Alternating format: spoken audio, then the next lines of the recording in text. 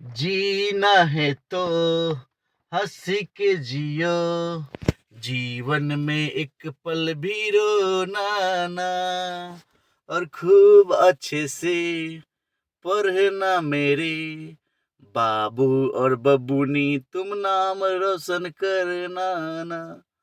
जय हिंद मेरे प्यारे बच्चों। आ गए हैं बाबू लेके हम फिजिक्स का धमाका। पहला चैप्टर प्रकाश का परावर्तन तथा अपवर्तन। फटाफट हम क्वेश्चन करेंगे फिजिक्स का। बहुत सारे बच्चों का कहना था सर फिजिक्स फिजिक्स फिजिक्स लाइए, लेके आ गए हैं बाबू आपके लिए फिजिक्स, जिसको कहते हैं क्या हिंदी में भौतिकी। तो आइए उसी फिजिक्स की बात करेंगे। फिजिक्स साइंस का किस्सा है जो साइंस को 3 भागों में बांटा गया है, फिजिक्स, केमिस्ट्री और बायोलॉजी, 10th क्लास के अनुसार। तो बाबू मेरे एक बात ध्यान दोगे कि फिजिक्स, केमिस्ट्री और बायोलॉजी पढ़ेंगे हम 3 सब्जेक्ट, तब जाके मेरे 80 नंबर की तैयारी होगी। और फिजिक्स से अपना नंबर देख लेना, 30 या 35 नंबर का क्वेश्चन आएगा।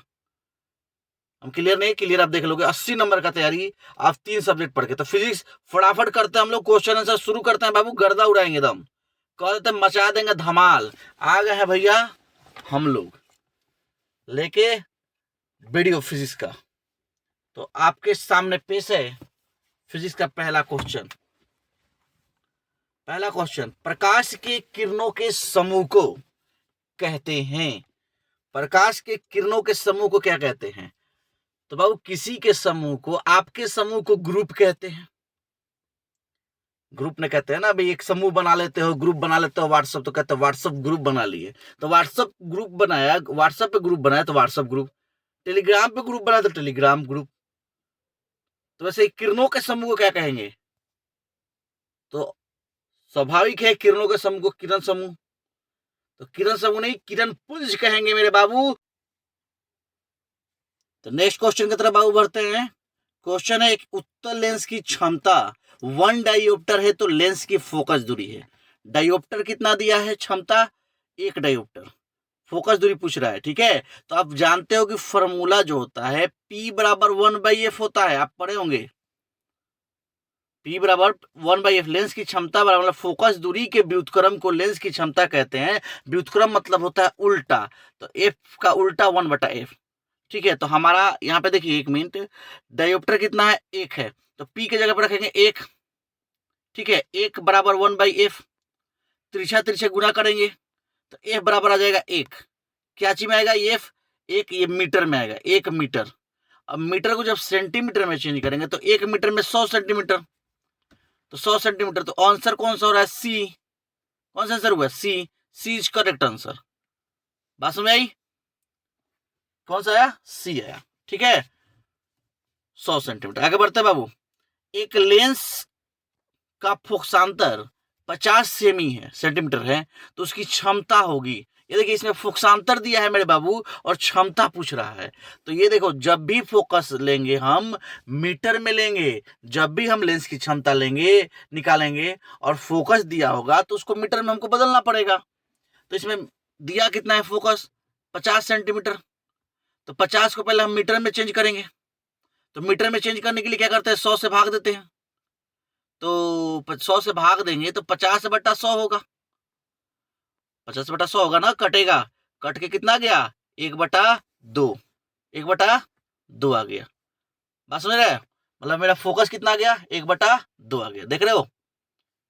आगे तो जब f 1/2 आ गया, हमको निकालना क्या? क्षमता निकालना। फॉर्मूला रखेंगे P बराबर 1/f, है ना। तो P निकालना है, फिर 1 लिखेंगे, f का मान आया था 1/2, 1/2 आया था ना। फिर ये P बराबर, ये ऊपर चला जाएगा तो P बराबर आ गया 2 डायोप्टर, 2D होगा, क्या होगा? D number option. क्लियर है? क्लास हम नहीं कराए बाबू, हम आपको डायरेक्ट क्वेश्चन करा रहे हैं। आप लोग पढ़ लिए होंगे इसलिए क्वेश्चन करा, आपको समझना है, बस रिवीजन के लिए मैं करा रहा हूँ। लाऊंगा मैं कोई इंपॉर्टेंट टॉपिक होगा जो आपको समझ में ना आए तो प्लीज आप कमेंट कीजिए सर ये टॉपिक नहीं समझ में आता, उसको हम गर्दा उड़ा देंगे भाई, फिजिक्स में एकदम गर्दा उड़ा के हम लोग पढ़ाएंगे, आपको भी उड़ाना गर्दा। आगे, प्रकाश की किरण गमन करती है, गमन मतलब चलती है, सीधी रेखा में, टेढ़ी रेखा में, किसी भी दिशा में, इनमें से कोई नहीं। बाबू प्रकाश कभी भी चलेगी तो सीधी रेखा में चलेगी। तो कौन सा आंसर होगा? ए इज करेक्ट आंसर। समझ रहे हो मेरे बातों को? आगे उत्तल लेंस की क्षमता होती है, उत्तल लेंस की क्षमता, जो उसकी क्षमता होगी तो क्या होगी? ऋणात्मक होगी, धनात्मक होगी, ए और बी दोनों। इसमें सही आंसर क्या होगा मेरे बाबू? तो उत्तल लेंस की क्षमता जो होगी धनात्मक होगी। क्या होगी? धनात्मक होगी। बात समझ रहे हैं? तो बी इज करेक्ट आंसर। आगे हम बढ़ते हैं।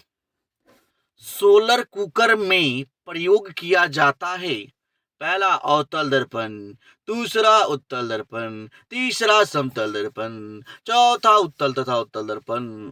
तो याद कर लो बाबू, कुकर में अवतल दर्पण, सोलर कुकर में कौन दर्पण? अवतल दर्पण। ये सोलर कुकर मतलब सूर्य के प्रकाश से ऐसा कुकर है जिसमें आराम से खाना पक सकता है। ठीक है, इससे हमारा बिजली गैस सब बचेगा। आगे, काल्पनिक प्रतिबिंब होता है कैसा? सीधा, उल्टा, दोनों, कोई नहीं। बाबू इसके लिए एक शानदार ट्रिक है मेरे पास, मैं अभी दे रहा हूं आपको। ठीक है भाई अनुराग रंजन सर, याद रखेंगे। देख भाई, जब भी तू कल्पना करता है तो कल्पना कैसे करता है बाबू? अच्छी अच्छी बातें करता है। काश मेरे पास गाड़ी हो, मेरे पास बंगला हो, मेरे पास ये हो, वो हो, फलानो ढिंका हो। अच्छी अच्छी कल्पना करता है, सीधी कल्पना करता है। कभी उल्टा कल्पना करता है क्या कि हमरा के आके हमारे बाबू हमरा के दुलत देश, कोई हमको 2 थप्पड़ गिरे, बगल वाला पड़दार हमको 4 लाठी दे। कभी उल्टा कल्पना करता है? नहीं करता है। कल्पना कैसे करता है? सीधा करता है। तो काल्पनिक प्रतिबिंब कैसा बनेगा? सीधा बनेगा। तो कौन सा आंसर होगा बाबू? ए। कभी भी जहां पे भी काल्पनिक आ जाए, आंख मुद के सीधा मारना है बाबू। काल्पनिक प्रतिबिंब कैसा होता है? सीधा होता है। वीडियो ज्यादा से ज्यादा कमेंट कीजिए और शेयर कीजिए। देखिए फिर इसमें गर्दा उड़ाने के नहीं है। अभी तो क्वेश्चन लेके आए हैं तो ये ट्रिक दे रहे हैं, जब पढ़ाना शुरू करें तो क्या होगा बाबू, सोच लेना। आगे बढ़ते हैं। अवतल लेंस की क्षमता होती है, क्षमता उसकी जो होगी ऋणात्मक, धनात्मक, ए और बी दोनों, इनमें से कोई नहीं। क्या होगा बाबू? इसकी ऋणात्मक होगी। अवतल लेंस की क्षमता ऋणात्मक, उधर उत्तल लेंस मिला था धनात्मक। उत्तल लेंस की क्षमता धनात्मक, अवतल की ऋणात्मक, अवतल की ऋणात्मक, उत्तल की धनात्मक।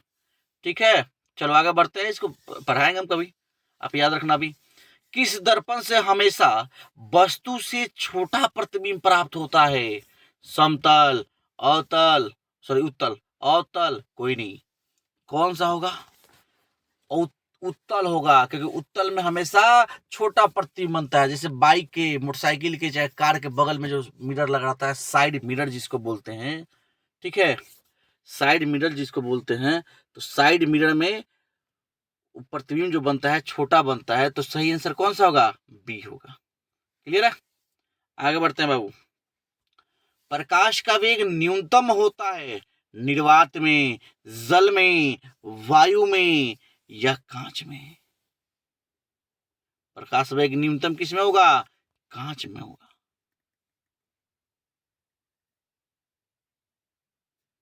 ठीक है, याद रखेंगे कांच में। आगे बढ़ते हैं। और मोटर गाड़ी के चालक के सामने लगा रहता है समतल दर्पण, उत्तल दर्पण, अवतल दर्पण, उत्तल लेंस।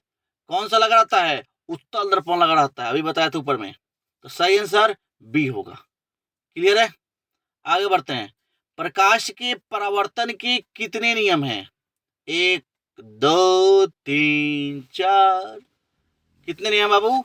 2 हैं। 2 याद रखेंगे। बहुत समय पहले परावर्तन के नियम 5 होते थे, बहुत समय पहले हमारे दादा लोग बताते हैं। उसके बाद 3 हो गए और अभी के टाइम में 2 हो गए। अब ये मत कहना कि बाबू आगे चल के कहीं खत्म ना हो जाए, कुछ भी हो सकता है। फिजिक्स का लॉ या किसी भी चीज का लॉ समय के अनुसार चेंज होते रहता है। आगे बढ़ते हैं।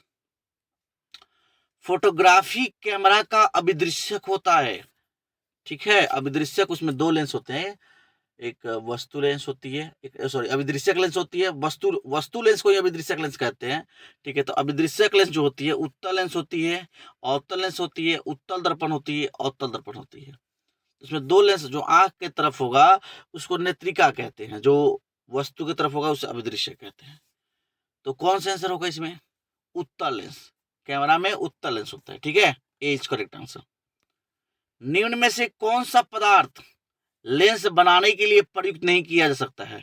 बहुत इंपॉर्टेंट क्वेश्चन है, ये आ चुका है एग्जाम में, बहुतों बार आया हुआ है। जल, प्लास्टिक, सॉरी कांच, प्लास्टिक, मिट्टी।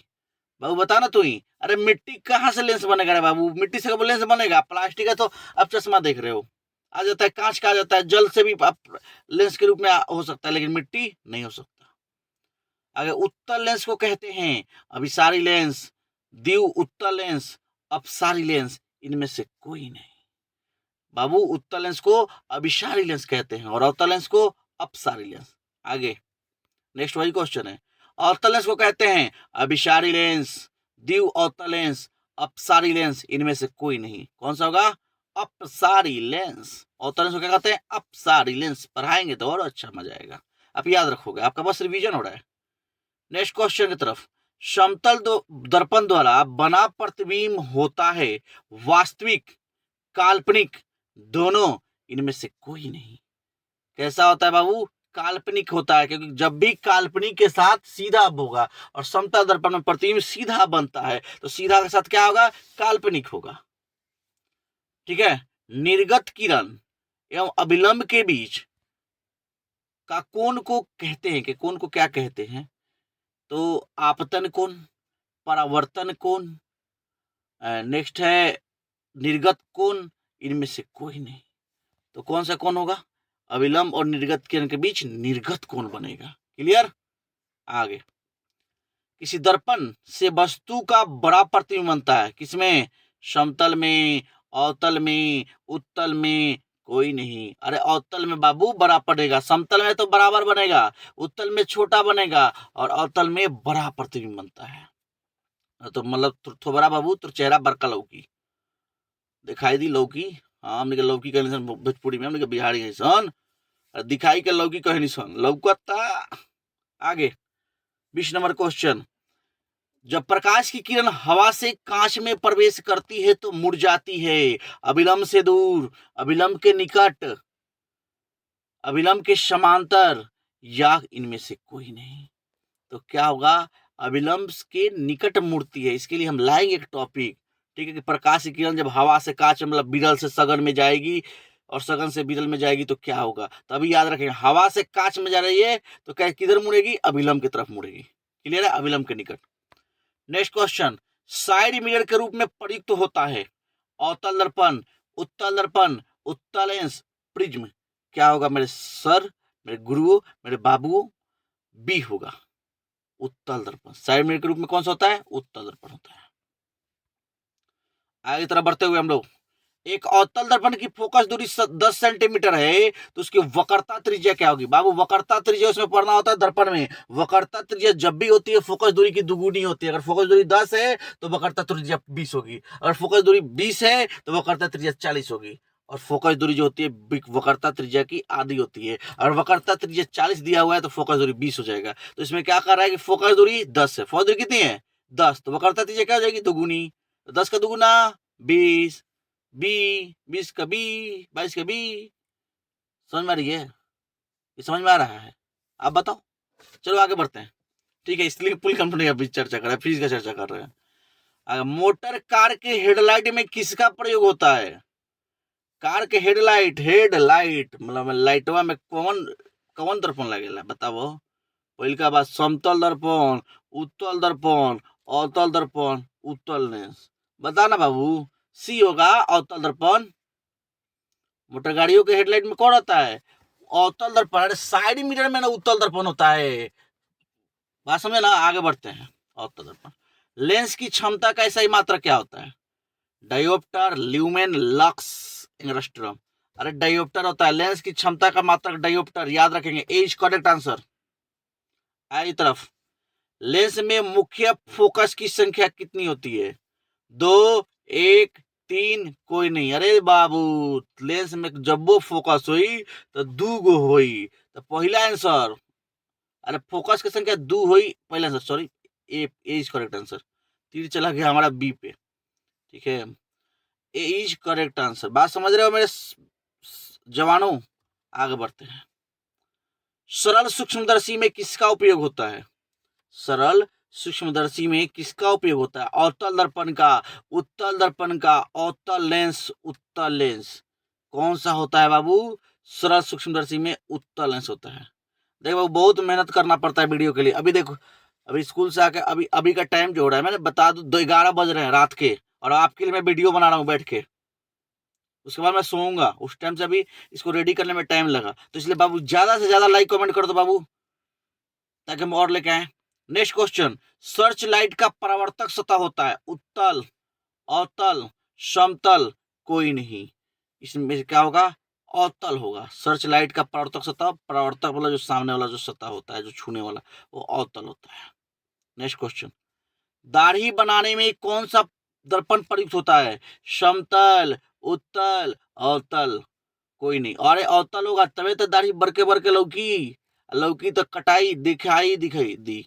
तो कौन सा दर्पण होगा बाबू? अवतल होगा। ठीक है, आपको अगर सर हमारे तो सैलून में बराबर ही होता है, समतल दर्पण होगा आपके सैलून में। नेक्स्ट क्वेश्चन की तरफ बढ़ते हुए 29 नंबर क्वेश्चन, प्रकाश की किरणों का पथ दर्शाने वाले चित्रों को क्या कहा जाता है?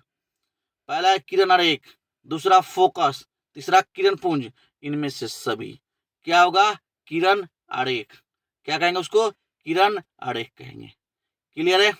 आगे 30 नंबर क्वेश्चन, अवतल लेंस का आवर्धन m बराबर होता है। पहला u बटा v, u v, u plus v, v बटा u। क्या होगा मेरे बाबू? d होगा v बटा u। ठीक है, आज के लिए इतना ही। मेरे पास और भी बहुत सारा क्वेश्चन इस चैप्टर को लेके, लेकिन हम आज के लिए इतना ही रखते हैं। ठीक है, और पार्ट 2 लाएंगे इसका फिजिक्स का जल्दी ही। ठीक है, आप ज्यादा लाइक करो, कमेंट करो, प्यार दो, दुलार दो बाबू, तो हम और लाएंगे। इस चैप्टर में भी और क्वेश्चन रखे हैं हम। तो जाते जाते, होके मायूस यूं शाम सा ना ढलते रहिए, होके मायूस यूं शाम सा ना ढलते रहिए, जिंदगी भोर है सूरज सा निकलते रहिए, एक ही पांव पे ठहरोगे तो थक जाओगे, धीरे धीरे ही सही राह पे चलते रहिए। तो आज के लिए इतना ही मेरे प्यारे बच्चों। लाइक कमेंट और शेयर करना ना भूले, फिजिक्स का धमाका है और आएगा धमाका। इसलिए जय हिंद, आज के लिए इतना ही। जय हिंद, जय भारत, वंदे मातरम, इनकलाब जिंदाबाद।